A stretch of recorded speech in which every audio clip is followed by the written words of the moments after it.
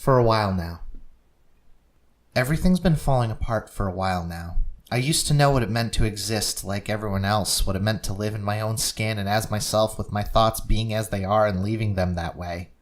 I could carry on useless conversation with meaning like the best of them, but one day all of that suddenly stopped. Or, I guess it didn't really stop all that suddenly, it's just that the day it started to stop stopped mattering. Everything's been falling apart for a while now. The whole town is getting ready for a rebirth, and I'm just the last sign from the old park that never got tagged over its pick up after your dog, $50 fine message. Nobody read those things. People are getting trapped of their own free will with promises of new schools and good suburban living, and the placebo message they're being fed skipped a generation. She never even tried. I mean, really tried, you know? She spent those 10 years just waiting for it to come back, that pile of sleek skin and alarming orbs that stood as tall as our willow tree. I hate winter like I remember him. Everything's cold and sleeping, but there's a shred of something left. That's the trouble with him. He didn't want to kill her. That would have been easy. It could have been understandable, but instead I had to watch her stop building or breaking. She just started to simply be. Was simply something that was. You want to know what a monster once told me? Humans are strange creatures, it said. She believed it, I'm sure. That's what started all of this. She never really made the effort to convert to society in the way that we all do someday. The only thing that was the same after she met him was us taking pictures. That fit in. That was something that made sense. But we always did it for different reasons. I was always there for someone to talk to and something to talk about, but she used to go about it like she was an anthropologist. After that night, she became a xenobiologist. Humans are strange creatures, she'd say while she sat on a limb that stretched over the street below. Maybe things started to stop the day that the limb came off our willow, but we weren't there to see it. News was that a hurricane was coming into town, so they finally cut the mean overhanger. I couldn't even look at our willow anymore. It was like a cantankerous, old, racist neighbor was suddenly bedridden and sickly. The fight was gone, and now people only felt sorry for the thing, though Molly and I were mostly just sorry for ourselves. She didn't know any other way to hang out, and only I was willing to try. I tried to introduce her to some of my friends, figured that she should really try a little with people that weren't me. She'd carry on useless conversations with the best of them, but she never even tried. Everything's been falling apart for a while now. You want to know what a monster once told me? Thinking longer helps your perspective, it said. It makes you content to watch the world pass by and to not worry so much about your place in it because it's getting bigger all the time. It makes the state where you can think long something to long for. It makes the death of another's loved one so insignificant that you can hardly understand anymore. Grieving is useless when most of everything you love is going to die one day while you look on. Who tells you something like that at your grandmother's funeral? I think about that every time I look at her crescent moon pendant she left me. Molly never went to college. Molly stayed in our town and never wanted to leave as far as anyone else knew. Molly moved out of her parents' house and never came home for a holiday, even though she lived 5 minutes away. There was one hope that I held, that maybe she hadn't given up completely, that maybe she was still willing to try, even if it was only a little. Molly was with a guy. I'd met him 3 years back. They'd moved into the same apartment and everything. She told me they were just fuck buddies, but they remembered each other's birthdays. He was a loser through and through, possessing a sort of grandiosity that would burn him up in a few years and leave him as a wasted husk. In a way, they were perfect for each other. I thought that maybe if she could get tied up with him, then maybe she'd burn out and smolder with him instead of waiting in stasis for Helly. Maybe she thought she was the only person to mark the day on her calendar, but I'd been waiting 10 years to see if she'd really do it. I saw her sneak out of her loser's dingy house. You're really doing this, aren't you? I asked her. She wasn't surprised. Of course. Here to see Helga Foirot again? She chewed the monster's name like refreshing mint gum. I'm here to see a friend, I told her. We crested the hill just in time to see a bulge moving toward a decrepit house along a sleek tentacle. He's already here! She yelled and started sprinting down the hill. A few of Helly's tentacles extended behind it, though their orbs weren't on high alert like the first time we'd met it. I heard its cold whistle muffled through its skin. So excited, Molly! It popped its head out right next to our willow tree. Strange, considering it hasn't really been that long since we saw each other last.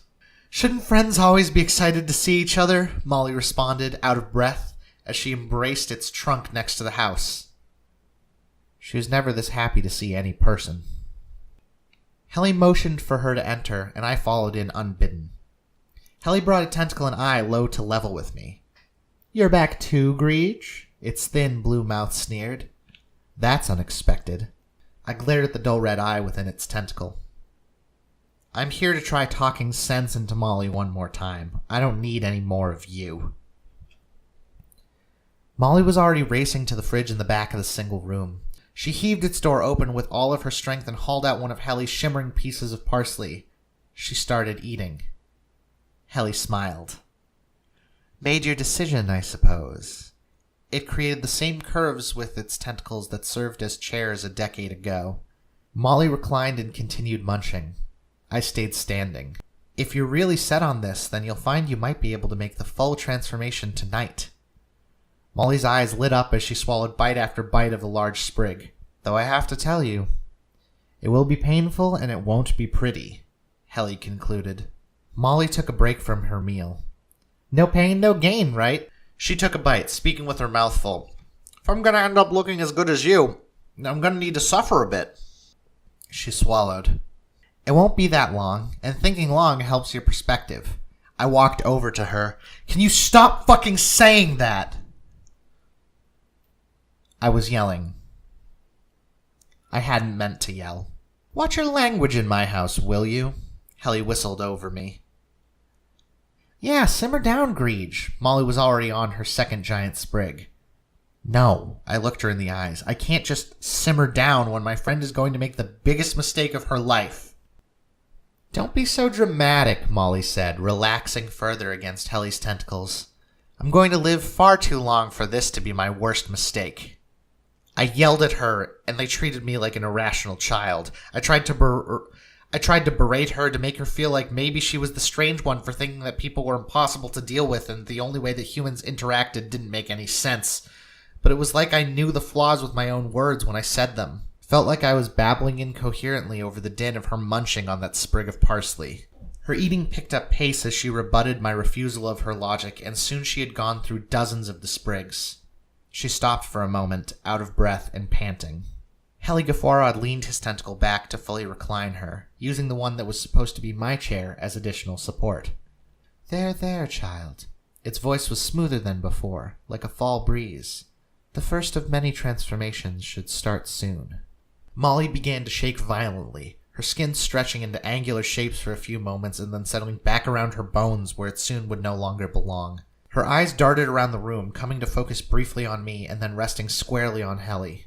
In between her screams of pain, she managed to eke out a slight phrase. "What am I gonna look like?" She was smiling. "I really don't know, Molly," Helly whispered into her ear.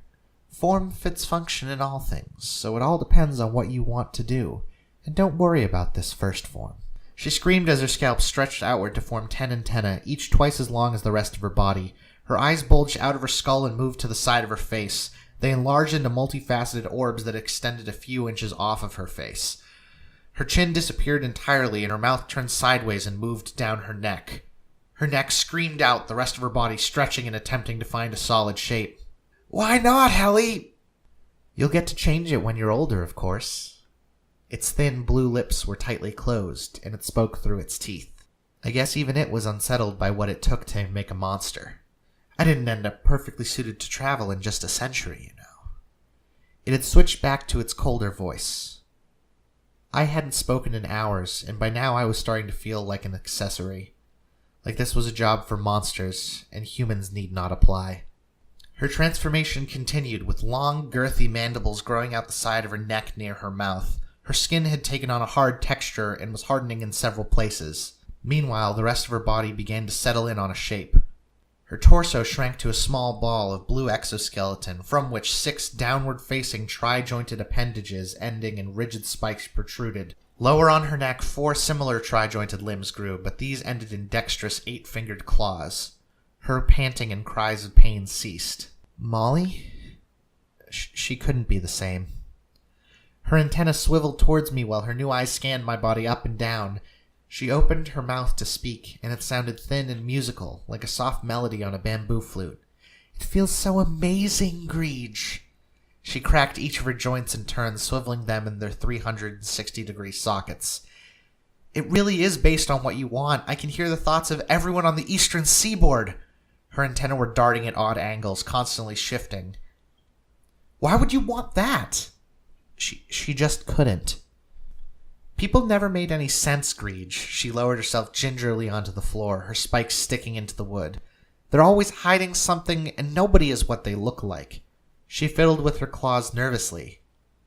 "It's not like monsters, who look like they are." "You could have learned to understand people without all this," I whispered.